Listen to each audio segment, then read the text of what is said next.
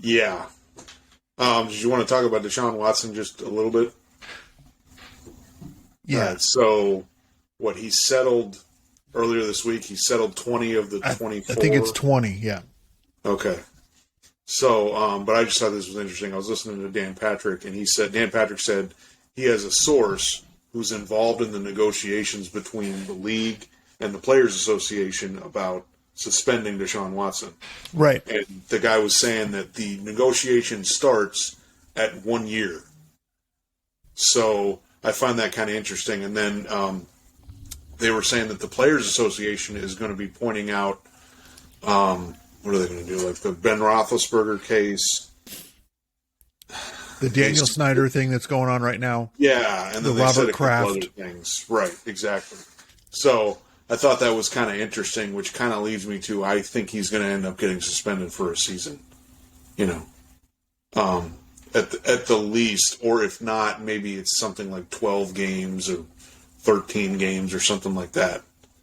But I would kind of be surprised by that because, It's funny how these things work, right? At first, Deshaun Watson, I'm innocent. I'm not settling any of the cases. I'm not going to do that, whatever. And it's like he could have settled 20 of them a year ago.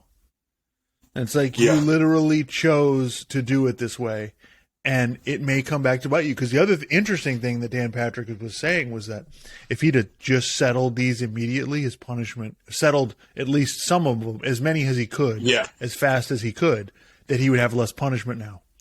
And I find that kind of interesting. Like, this is a challenging thing for the NFL, and I don't really blame them for taking their time because it doesn't really matter right now. It doesn't matter until the season starts for real. So I understand what the NFL is doing, and then what's going to happen by negotiation. What you're saying is the NFL is going to come out with a suspension. The players' union is going to appeal it, and then they're going to have to work out whatever the deal is. So that's what the negotiation is going to be. So I've said the whole time I still don't trust the NFL to do the right thing.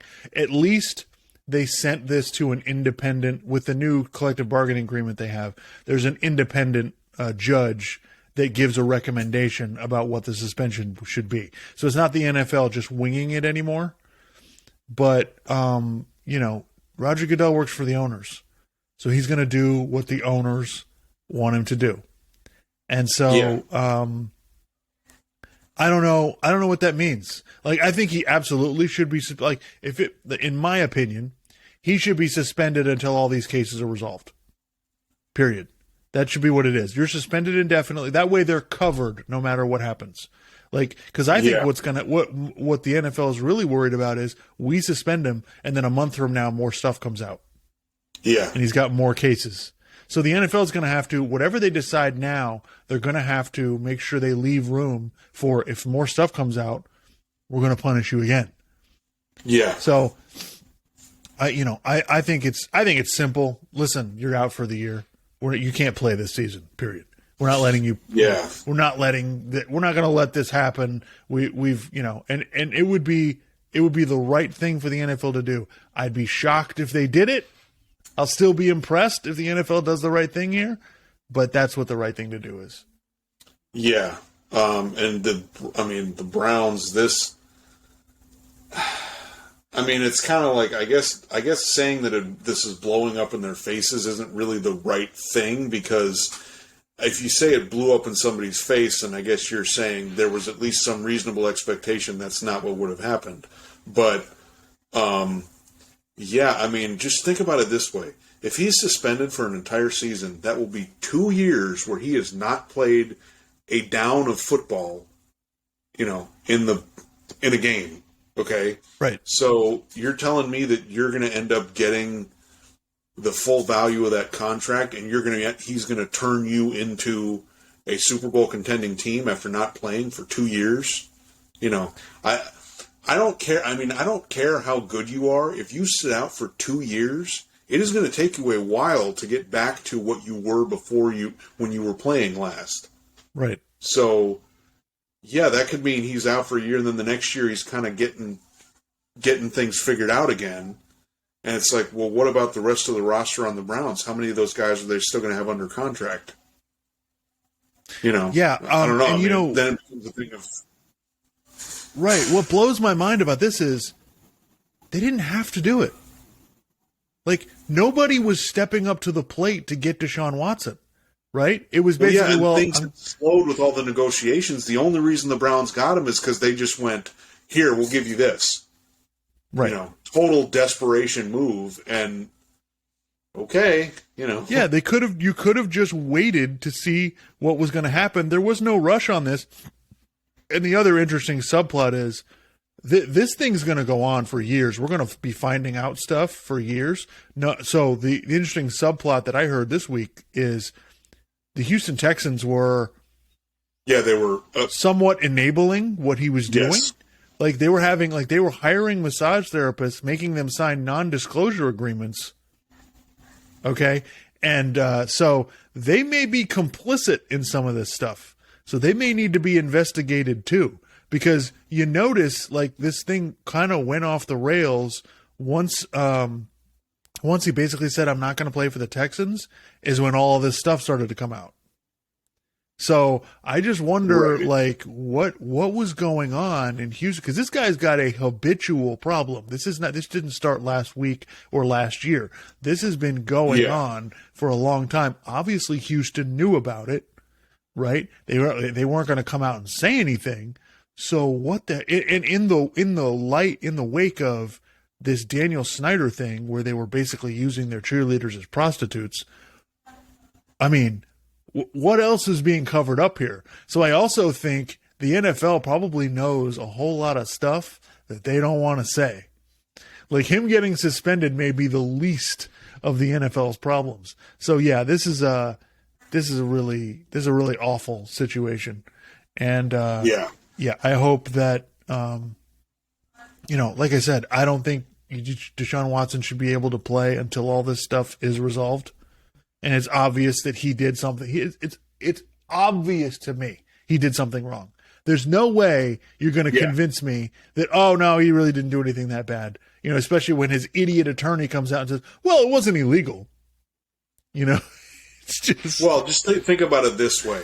In the narrative about his football career, 10, 15 years from now, the first thing you're going to say, not winning a national championship at Clemson and beating Nick Saban, not being this tremendously talented football player, no. It's Deshaun Watson, the guy who had 27 whatever lawsuits accusing him of sexually harassing or assaulting massage therapists. That's the first thing, okay, before we even get to the good stuff that he did on the field. So, and that's done. It's done. I mean, it's like, it was kind of like with the Jerry Sandusky thing with Penn State. It's like Joe Paterno was known as this and this and this. Nope. He was the coach at Penn State that covered up this whole thing, and that's it. Yep. That's the first thing you say, and then you get to everything else. Yeah, there's no way. Like, I'm trying to think, what are examples of an athlete or a coach who had a scandal this big and was able to kind of distance themselves from it? I mean, the only thing I can think of is like Kobe Bryant. Kobe Bryant, but that was one thing. Exactly. Yeah. So, that was one thing. It took a few years, and then they were good again, and people just kind of moved on. Right. So, but this is completely different. I just, and then it's like, I think he made the statement like, yeah, we had to settle these. Like, I don't want to do more damage to my reputation. It's like, dude, your reputation's done. Like, it's over. Yeah, it's gone. Yeah. I don't know where there's nobody, and the Cleveland fans are not happy about this. So it's just, how is this going to go? And if he comes, I mean, just imagine if he comes out and plays bad. Cleveland they're going to lose their minds.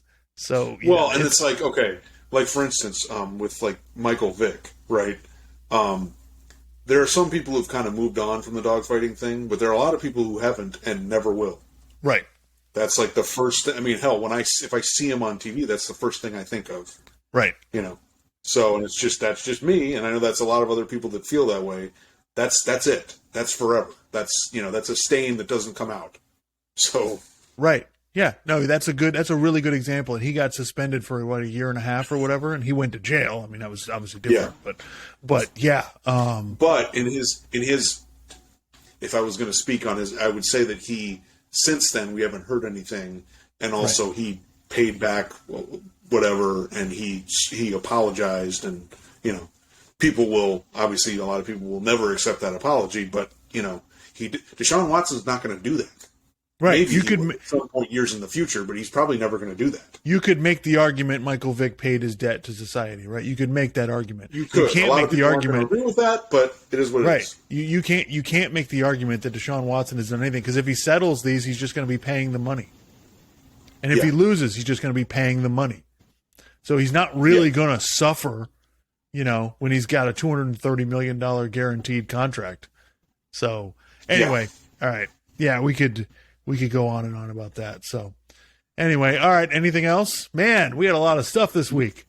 No, I think that was good, even though it was a slow week where there really wasn't much going on. Yeah, as far as live events, games, whatever. We'll see. We'll see how it goes.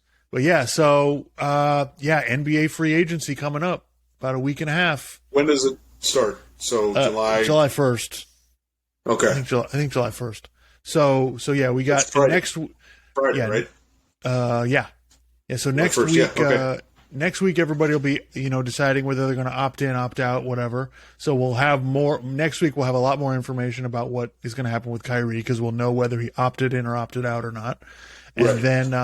And then, teams can kind of figure out if they want to make trades or stuff like that. So stuff's going to happen.